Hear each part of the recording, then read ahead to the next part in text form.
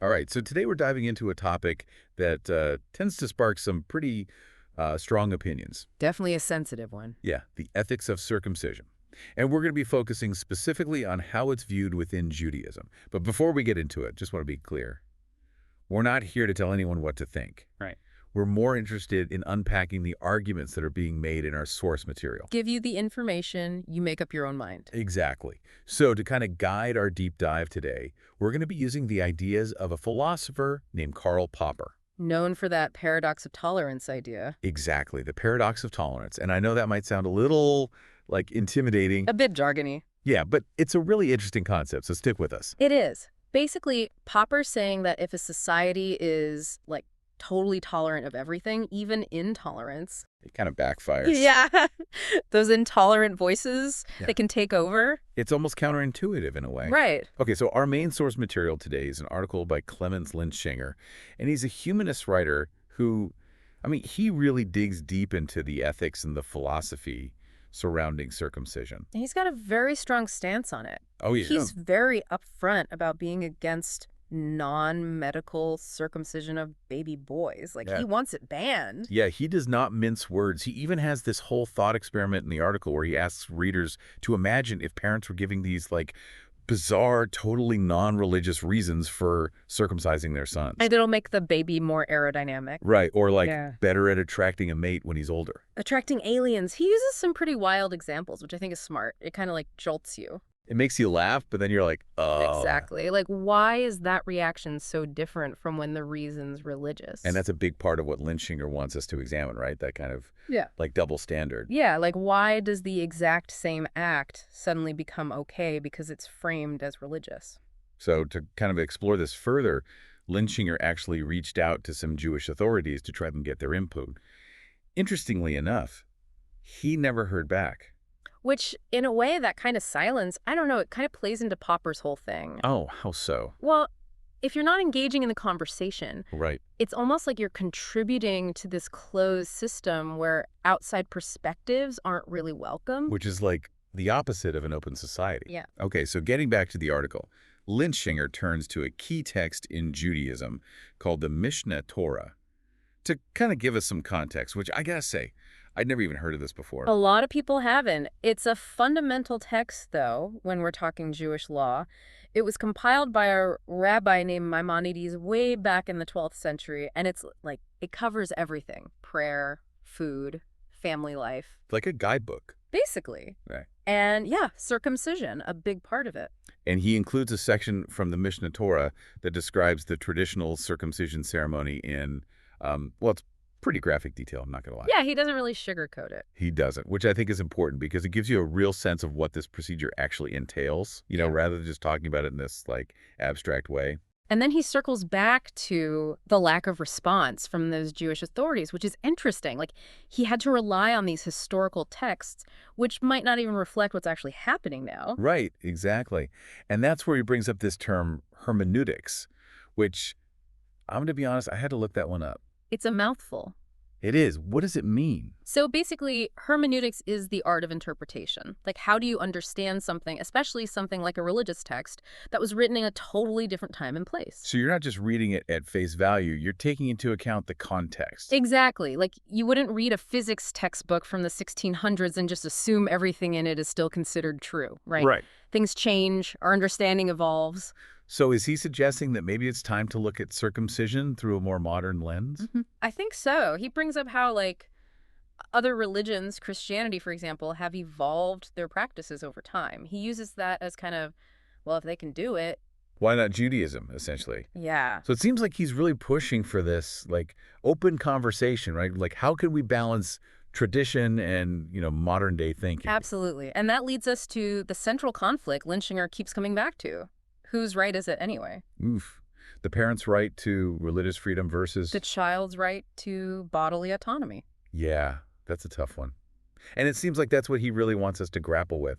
And this ties back into Popper's whole open society thing, right? Right. A society where people are free to think critically, even about their most deeply held beliefs. So how does religious law, like, fit into that whole idea of an open society? Yeah. Because, by its very nature, isn't it kind of, like, fixed. Yeah, It's a big question, especially when religious law butts up against individual rights. it's messy. Super messy. And it gets even messier when you consider, Well, hold on. Before we get ahead of ourselves, oh, right. Linshanger brings up some really interesting examples from within Judaism itself. Yeah. Like, even historically, there have been people who chose not to circumcise their sons. Give me an example. Well, Theodore Herzl, Who is he again? he's considered like the father of modern Zionism, huge figure. Okay, right. And his decision not to circumcise his son was super controversial back then. Mhm. But it shows that even within a tradition, right, there's room for individual choice. And for, like, questioning the status quo. Exactly. Interesting. And to illustrate this point even further, Linshanger introduces us to something called Brit Shalom. Brit Shalom, what's that? It's this alternative ceremony. It's becoming more and more popular within Judaism, and it's basically like a naming ceremony for baby boys. Right. So it still has that element of tradition and spirituality. But without the actual circumcision. Exactly. So it's like he's presenting these options, right? Like, how can we honor these traditions, but also, like, think about individual rights and modern ethics. Right. So it's not necessarily about abandoning tradition altogether. It's more about, Evolving it, yeah, modernizing it, exactly. and having those conversations, even if they're uncomfortable. Which is what we're doing. We're doing it, having the uncomfortable conversations. But speaking of different perspectives, because Linshanger doesn't stop there. He then dives into the legal landscape surrounding circumcision, and it gets kind of complicated. Oh, tell me about it. He compares Germany and Austria, and it's fascinating how different their approaches are. Well, break it down for me. What's the difference? So Germany allows non-medical circumcision, even if it's not done by a doctor, which is wild, right?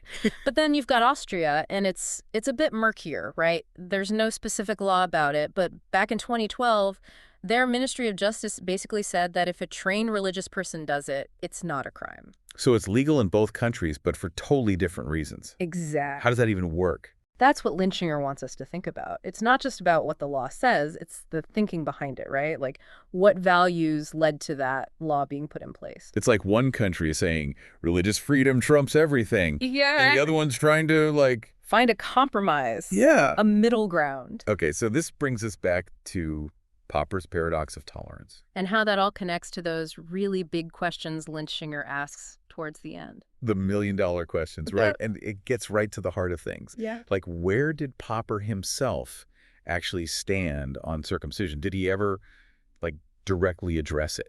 You know, that's the thing. He didn't, at least not that we know of. There's nothing in his writing specifically about circumcision.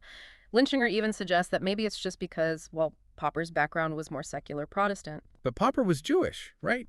Even though he wasn't particularly religious. He was, yeah. And he had to flee Europe because of the Nazis. Yeah. So it just seems like he would have been aware of, like, the sensitivities around Jewish practices, you know, especially after the Holocaust and everything. Oh, absolutely. And Linshanger acknowledges that. He kind of speculates that maybe the aftermath of the Holocaust, there was this reluctance to criticize any part of Jewish tradition, even like among non-practicing Jews, you know. Like everyone was walking on eggshells a little bit. Totally. And it's important to remember, Popper wasn't just some like abstract philosopher. He was a person living through this very specific and frankly very sensitive historical moment. So we may never know exactly what he thought about circumcision, but Linshanger argues we can still kind of make some educated guesses based on what we do know about Popper's views. And this is where it gets really juicy. Like, we know Popper was skeptical of dogma. He always questioned those, like, unquestionable truths. Right, he was all about reason and critical thinking. Exactly. Open debate, all that good stuff. And that an open society has a responsibility to protect itself from intolerance. Bingo. So if you connect those dots, well, it's plausible that Popper might have viewed non-medical circumcision of infants as a violation of their bodily autonomy. Because they can't consent. Right, and that by insisting on this practice, you know, without even being open to discussing the ethics of it, well, that could be seen as a form of intolerance, at least through Popper's lens. So you're saying we can kind of use his philosophy as like a framework for thinking critically about this. Exactly, even though he didn't specifically talk about this one issue. Which, I mean, that's like the beauty of philosophy in a way, right? Right. It gives you the tools. The mental tools. Yeah, to kind of tackle these really tough questions. Love that. Okay. So shifting gears a tiny bit, Linshanger spent some time talking about cognitive dissonance, which I'll be honest, that term has always kind of confused me. It's one of those psych terms that gets thrown around a lot, but it's actually pretty straightforward.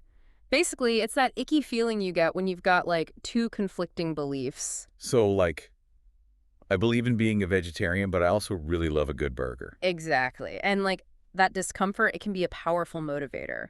So we either change our behavior or we got to find a way to like justify it, even if deep down we know something feels a little off. So how does that apply to the whole circumcision thing? Well, Linschinger suggests that some people, even if they have some like internal conflict about circumcision, might experience this kind of dissonance. Because they're also trying to, like, uphold their religious beliefs and they don't want to, like, rock the boat too much. Exactly. So they might be more likely to gravitate towards arguments that like downplay the risks or focus on potential benefits, even if those benefits aren't like scientifically proven. So it's a way to, like, reconcile this thing that's maybe causing some internal conflict. Totally. And Linschinger goes on to like address some of those justifications head on, like the idea that it prevents UTIs or reduces STIs. Which he then kind of dismantles point by point. Oh, yeah. He cites studies showing that like circumcision doesn't actually prevent or even reduce HIV transmission, which is something you hear a lot. Right. And then there's the hygiene argument. And he points out that, like, good old-fashioned hygiene is just as effective, right? Without the surgery. Exactly. He even tackles this idea that it's somehow more like aesthetically pleasing, which, come on. He calls that out for what it is, a cultural bias. It's interesting, though, even though he's presenting these counter-arguments, he never really comes across as, like, judgmental. No, I don't think that's his goal at all. I think he really just wants people to be self-reflective, like especially when we're talking about something that's done to children who can't consent. There's that idea of consent again. Yeah. Right. And that's why this whole cognitive dissonance piece is so important. Because if people aren't willing to, like, examine their own potential biases, then having an honest conversation about consent, especially around something as, like, personal and culturally charged as circumcision, well, it becomes near impossible. So tradition can be a really heavy thing to unpack. No kidding. And that leads us to one of the most thought-provoking sections of the entire article, where Linschinger digs into the actual biological purpose of the foreskin. He gets into the nitty-gritty. He does. What were your thoughts on that whole section? So we've been unpacking all these different arguments around circumcision, especially within Judaism. Looking at the ethics, the philosophy, the psychology, the whole shebang. And Linschinger, he doesn't let us off easy. He ends his article with some seriously thought-provoking questions. Almost like a call to action for all of us. Oh, yeah, he wants us to keep thinking about this even after we're done reading. For sure. So let's dive into those questions and see what we can uncover. Let's do it. Okay, so he asks, if circumcision is truly so beneficial, why isn't everyone doing it? It's such a simple question, but it kind of stops you in your tracks, right? Right. It challenges this whole assumption that it's purely about health benefits. Because you'd think if it was really about, like, improving health outcomes, it would be way more universal. It'd be like, everyone get a flu shot. Let's just start with that. Exactly. But it's not. It's very much tied to specific cultures and religions. And Linschinger, he points out that even like major medical organizations aren't exactly gung-ho about it. Right. It's not like the World Health Organization is out there saying every baby boy needs to be circumcised. Yeah, their stance is basically, if there's no medical reason, it's not really necessary. So if it's not really about health, then what is it about? Well, that seems to be the million-dollar question, right?